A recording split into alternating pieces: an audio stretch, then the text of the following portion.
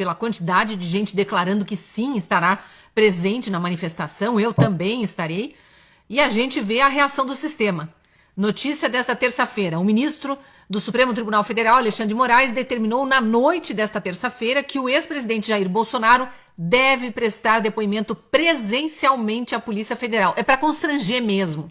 Quando será esse depoimento? Agora, no dia 22. A defesa de Bolsonaro pediu para adiar, alegou que não tinha tido acesso ao que eles chamam, né, de delação, eu digo o sistema, de delação do tenente-coronel Mauro Cid, que não foi uma delação, isso já foi esclarecido inúmeras vezes, ele apenas se comprometeu a responder as perguntas que fossem feitas para ele. Isso é muito diferente de delatar crime. Então, quem está por aí espalhando essa narrativa de delação, toda a mídia militante, toda a militância lulista quer mais difamar tanto o ex-ajudante de ordens de Bolsonaro quanto o próprio Bolsonaro, desculpem, como se ele tivesse cometido algum crime. Mauro Cid não confessou nada, portanto ele não delatou nada.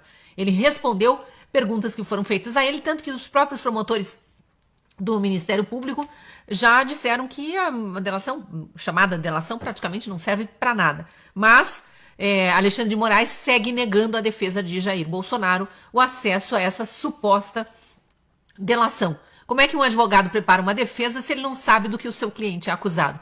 Vamos lembrar que lá atrás, na Lava Jato, muita gente foi presa. Vou citar o primeiro beneficiado por essa decisão, que foi o ex-presidente do Banco do Brasil e da Petrobras, Aldemir Bendini, que já estava até condenado por corrupção na Lava Jato. Ele foi solto porque o STF, de uma hora para outra, passou a entender que os réus delatados deveriam ser ouvidos por último.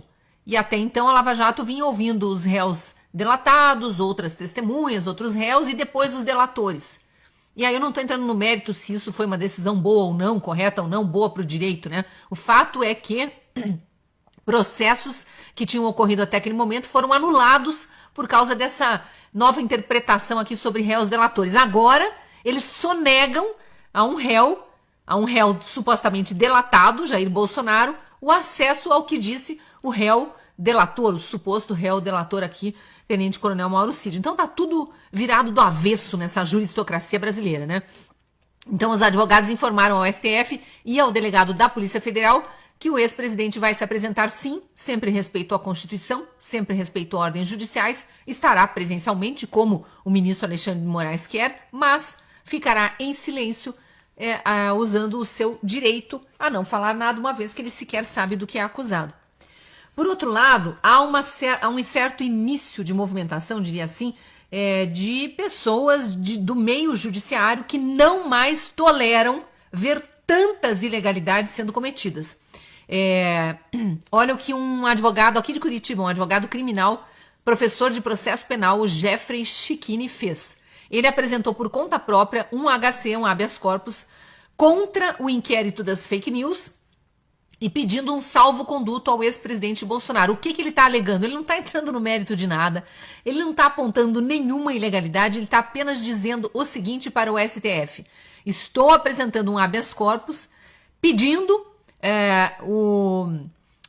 que é contra o inquérito das fake news, pedindo o arquivamento desse inquérito, enfim, e o salvo-conduto para o ex-presidente Bolsonaro, e pedindo que o regimento interno do STF seja respeitado no seguinte quesito: esse meu recurso não deve ser analisado pelo ministro Alexandre de Moraes, porque ele é relator do inquérito das fake news e é ele que está impondo toda a perseguição, digamos assim, ao ex-presidente Bolsonaro. E esse pedido do advogado curitibano foi acatado pelo ministro-presidente do STF, Luiz Roberto Barroso. Por quê?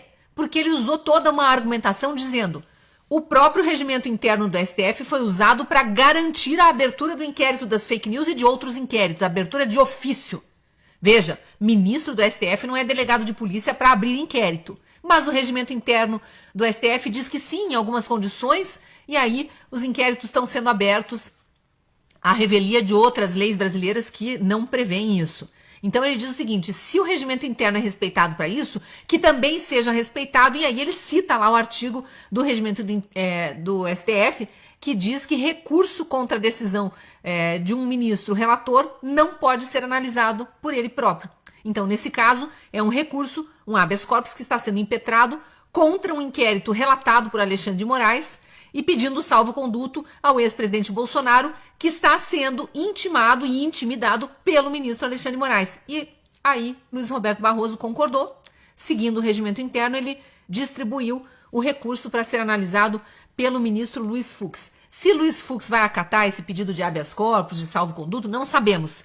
Mas é um início de respiro, é um início de legalidade. Ainda que a legalidade esteja restrita ao regimento interno do STF. A gente ainda quer que outros profissionais do direito abram recursos, impetrem recursos lá no STF e pedindo que a Constituição seja respeitada, que as leis penais sejam respeitadas, que o processo penal seja respeitado, que o processo acusatório seja respeitado, que o ministro Alexandre de Moraes pare de atropelar a Procuradoria-Geral da República como tem feito, ignorando que é a PGR, o Ministério Público Federal, o autor das denúncias, e não ele, o ministro Alexandre de Moraes. Enfim, são tantas ilegalidades para questionar aí que a gente tem um início de esperança quando a gente vê um profissional do direito como esse advogado de Curitiba pedindo que o STF respeite o seu regimento interno. Olha onde chegamos.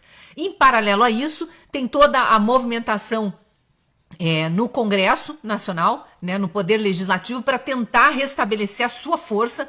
São poderes independentes, deveriam trabalhar em harmonia, os três poderes da República, mas o Executivo e o Judiciário estão completamente ilegais, atuando de forma ilegal, avançando sobre os demais poderes, especialmente sobre o Legislativo, o Executivo de Lula, comprando votos às custas de orçamento secreto, e o Judiciário, nem se fala, legislando quando não pode fazer isso, e em outros momentos até desrespeitando as leis. O que o Legislativo começa a dar como resposta? Já aprovou o fim das decisões monocráticas de ministros do STF, acaba de aprovar o fim das saidinhas de presos. Isso não diz respeito necessariamente ao STF, mas a gente sabe que o sistema todo está trabalhando pela bandidolatria, pelo desencarceramento, como diz o atual ministro da Justiça, ex-ministro do STF, Ricardo Lewandowski. Então é o Legislativo dando respostas para a sociedade, é assim que tem que ser. A gente ainda aguarda que os chefes do Legislativo, digamos assim, o Rodrigo Pacheco, que preside o Congresso Nacional, o Senado e o Congresso Nacional, e também o deputado Arthur Lira, que preside a Câmara, que eles ouçam a população brasileira, que eles ouçam os seus representados, e não os cupinchas lá do STF ou do Executivo. Vamos continuar acompanhando e dia 25 mostrar na Avenida Paulista a força do povo brasileiro. Queremos democracia. Vamos às ruas, vamos à Avenida Paulista em defesa da democracia. Porque o que a gente tem no Brasil hoje é um estado de exceção absoluto.